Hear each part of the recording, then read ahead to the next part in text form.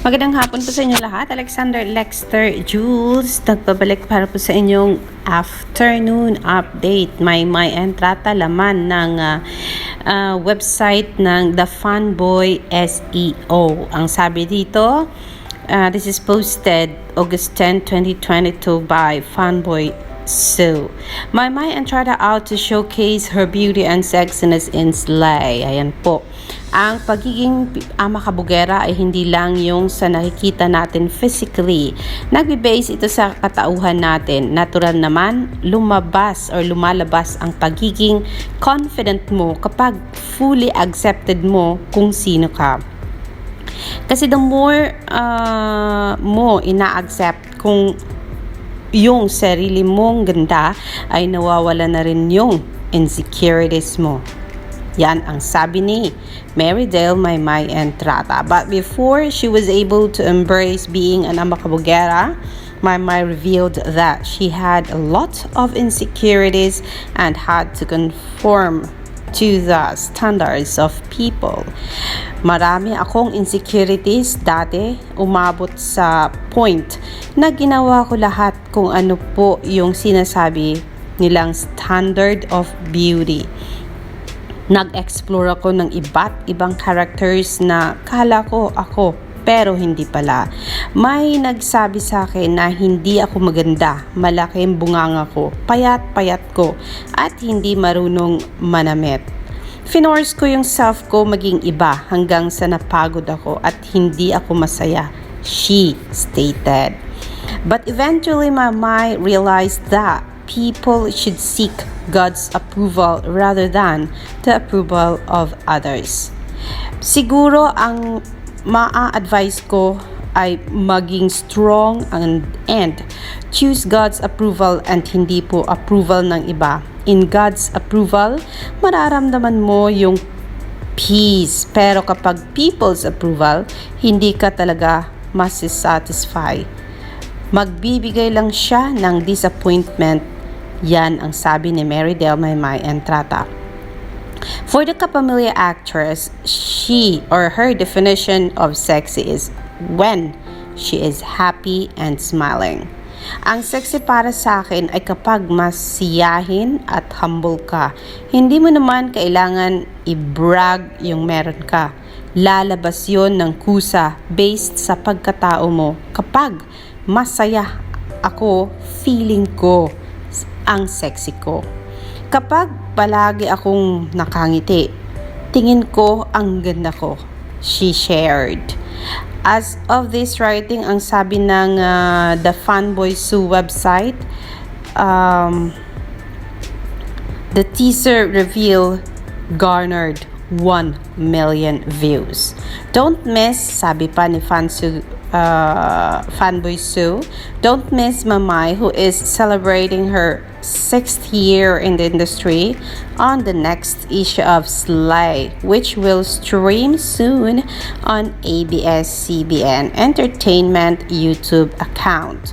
Viewers should also watch out for the other women joining her in the digital video magazine. Yan po ang sabi ni The Fanboy SEO website.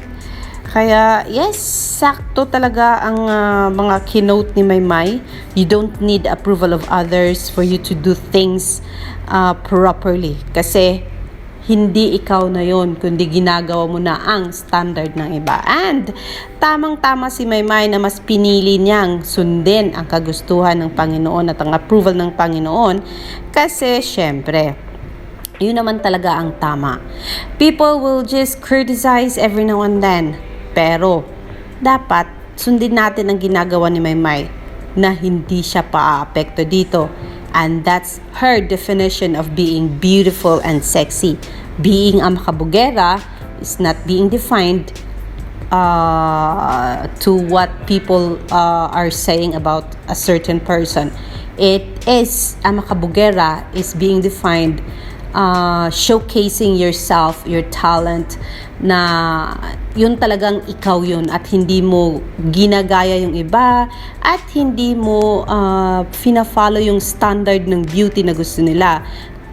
Ang being a makabugera na kagaya ni Maymay ay yung ipakita ang sariling ganda at sariling humbleness sa sangkatauhan. That is why Maymay Entrada is being loved by masa dahilan sa pagiging totoong tao niya and never siya nag-step ng mga kasiyahan ng iba, ng karapatan ng iba just to show up.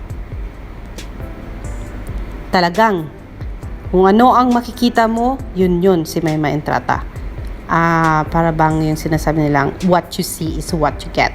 Yan lang po ang ating update on Maymay Entrada. Soon ay ilalabas na daw ito sa ABS-CBN YouTube channel since this is a digital magazine.